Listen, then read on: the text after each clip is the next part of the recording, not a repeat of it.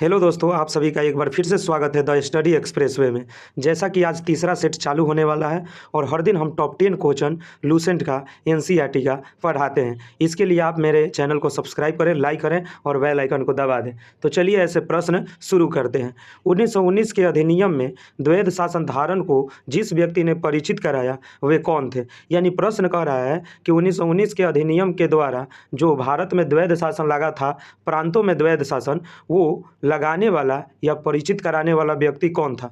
Option A है Montagu, option B है तेज बहादुर Sapru, option C है मिंटो, ऑप्शन डी है चेम्सफोर्ड। तो ये परिचित कराने वाला व्यक्ति था चेम्सफोर्ड। कौन था? चेम्सफोर्ड। अब उस घड़ी 1919 के अधिनियम के दौरान मॉन्टेग्यू चेम्सफोर्ड एक सचिव था और एक वायसराय था।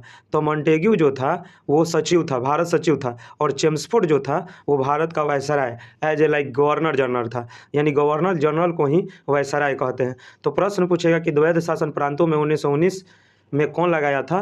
तो वायसराय या गवर्नर जनरल चेम्सफोर्ड। और मॉन्टेग्यू क्या था? भारत सचिव था। आगे देखते हैं। अगला प्रश्न है, निम्नलिखित में से किसने 23 फरवरी 1946 को रॉयल इंडिया नेवी के विद्रोहियों को आत्मसमर्पण के लिए राजी किया? कह रहा है प्रश्न कि 23 फरवरी 1946 को जो रॉयल इंडियन नेवी के विद्रोह हुआ था, उसमें कौन व्यक्ति थे जो विद्रोहियों को समझाएं कि आप लोग आत्मसमर्पण कर दीजिए? ऑप्शन ए है महात्मा गांधी, ऑप्शन बी है जवाहरलाल नेहरू, अबुल कलाम आज़ाद, ऑप्शन सी है वल्लभ भाई पटेल एवं मोहम्मद अली जिन्ना, ऑप्शन डी है मोरारजी देसाई और जेबी कृपलानी। तो इसका सही उत्तर है वल्लभ भाई पटेल और मोहम्मद अली जिन्ना। कौन है? वल्लभ भाई पटेल और मोहम्मद अली जिन्ना। और ये जो रॉयल इंडिया नेवी या फिर नेवल विद्रोह इसे कहते हैं या फिर नौसैनिक विद्रोह कहते हैं, ये 23 फरवरी 1946 को हुआ था और विद्रोही अंग्रेजी सरकार के खिलाफ आंदोलन कर दिए थे।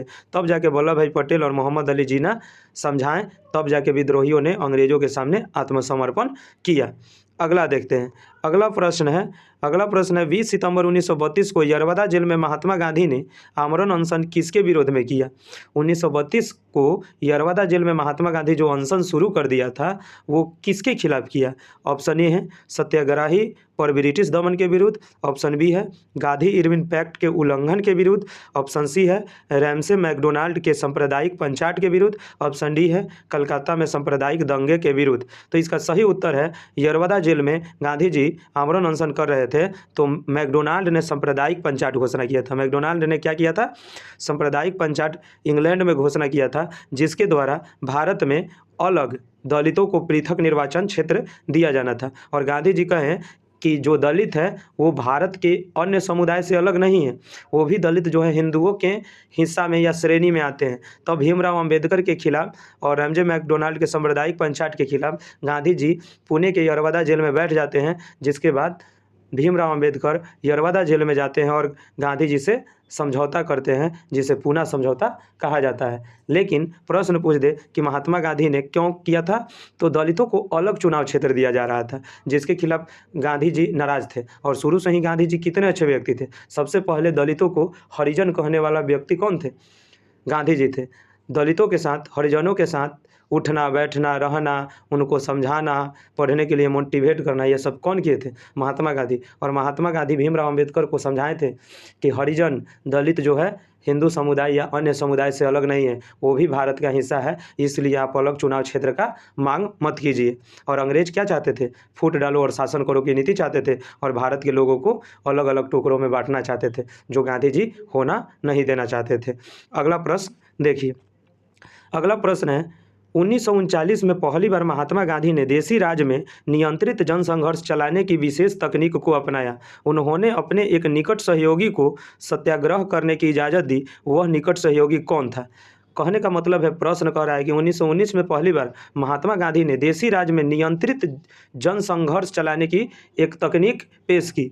तो वो निकट व्यक्ति कौन थे जिसे महात्मा गांधी 1939 में कहे थे कि आप एक जनसंघर्ष, एक आंदोलन चलाने की शुरुआत करिए? ऑप्शन ए है मैसूर के केटी भाष्यम, ऑप्शन बी है जयपुर के जमनालाल बजाज, ऑप्शन सी है राजकोट में वल्लभ भाई पटेल, ऑप्शन डी है धेकनलाल में नेवाब कृष्ण चौधरी।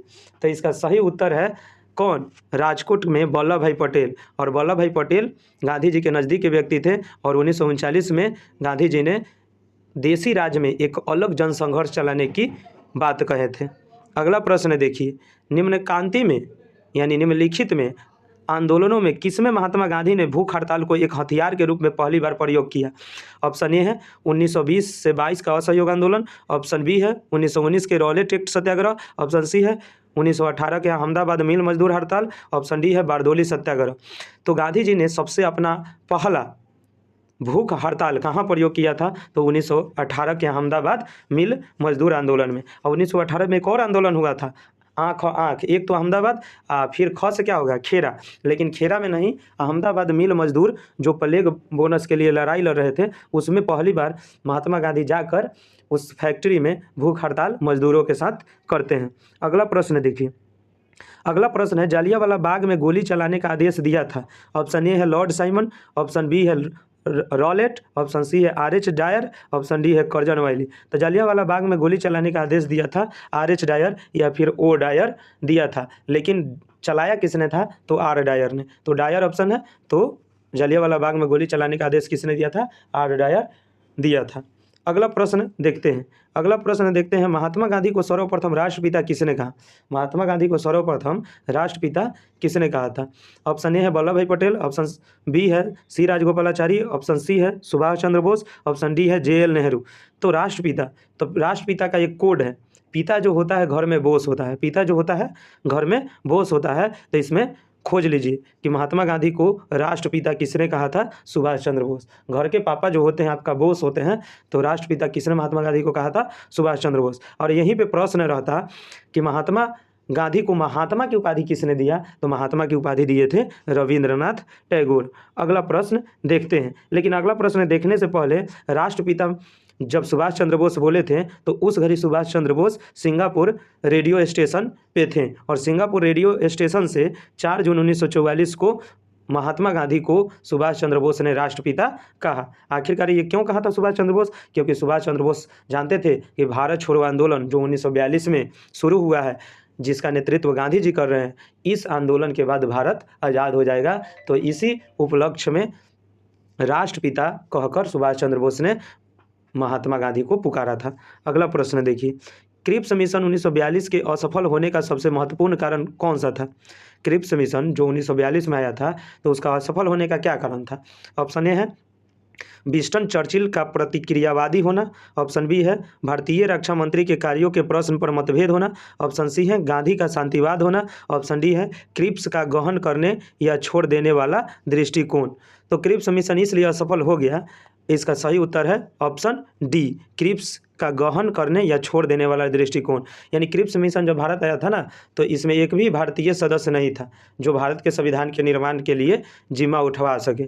ये सभी अंग्रेज थे इस मिशन में। स्टुअर्ट क्रिप्स इसका अध्यक्ष था जो भारत का संविधान बनाने आया था और डोमिनियन स्टेटस देने आया था। लेकिन गांधी जी ने कहा कि हमें पूर्ण आज़ादी चाहिए और हमारी अपनी संविधान चाहिए, इसलिए गांधी जी और जवाहरलाल नेहरू इस मिशन को ठुकरा दिए और इसे पोस्ट डेट चेक या फिर दिवालिया बैंक कहकर कहा कि आप वापस चले जाइए। पोस्ट डेटेड चेक यह एक ऐसा चेक है जिसका बैंक कब का लूट चुका है, और दिवालिया बैंक इसमें जोड़कर पंडित जवाहरलाल नेहरू ने इसे ठुकरा दिया।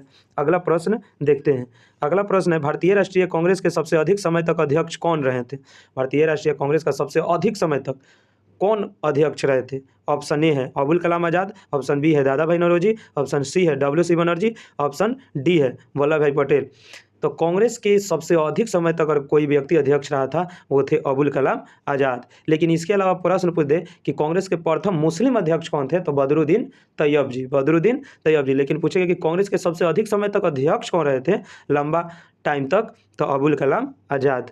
अगला प्रश्न देखते हैं, जब 15 अगस्त 1947 को भारत ने अपनी पहली आज़ादी का जश्न मनाया तो महात्मा गांधी कहाँ थे? ऑप्शन ए है साबरमती आश्रम में, ऑप्शन बी है सेवाग्राम आश्रम में, ऑप्शन सी है नई दिल्ली में, ऑप्शन डी है कोलकाता में। तो याद करिए, जब देश आज़ाद हुआ था तो गांधी जी देश के आज़ादी में नहीं थे, वो हिंसा को समझा रहे थे। हिंदू मुस्लिम जो दंगा भड़का था कलकत्ता में, उसको समझा रहे थे, सुलझा रहे थे कि आप लोग आपस में नहीं लड़िए। और कोलकाता की एक जगह था नोआखली, नोआखली में देश आज़ादी के समय महात्मा गांधी गए और हिंदू मुस्लिम दंगे को बंद करवाएं। इस उपलक्ष्य में अंग्रेज़ों ने कहा था कि ये ऐसा व्यक्ति है, वन मैन बाउंड्री फोर्स, यह एक ऐसा व्यक्ति है जो अकेले पूरा फोर्स का काम कर देते हैं। और इनके कहने पर कोलकाता के नोआखली में हिंदू मुस्लिम दंगे रुक चुके थे, पर अफसोस गांधी जी देश आज़ादी में भाग नहीं लिए, या परिस्थितियाँ ऐसी थी कि उन्हें मौका नहीं मिला देश आज़ादी में भाग लेने के लिए। और बहुत सारे लोग गांधी जी के बारे में ही गलत सलत बोलते हैं। और जब देश आज़ादी हुआ तो गांधी जी को क्या मिला? गोलियां मिला। और नाथूराम गोडसे ने 30 जनवरी 1948 को महात्मा गांधी को गोली मार देता है। और इस तरह हमारे जो राष्ट्रपिता होते हैं महात्मा गांधी, जिन्हें बापू कहते हैं, उनका देहांत हो जाता है। तो इसी के साथ आज का सेशन एंड करते हैं। अगर मेरा सेशन अच्छा लगा तो लाइक करिए, सब्सक्राइब करिए और बेल आइकन को दबा दीजिए और ज़्यादा से ज़्यादा दोस्तों का शेयर करिए। जय हिंद, जय भारत।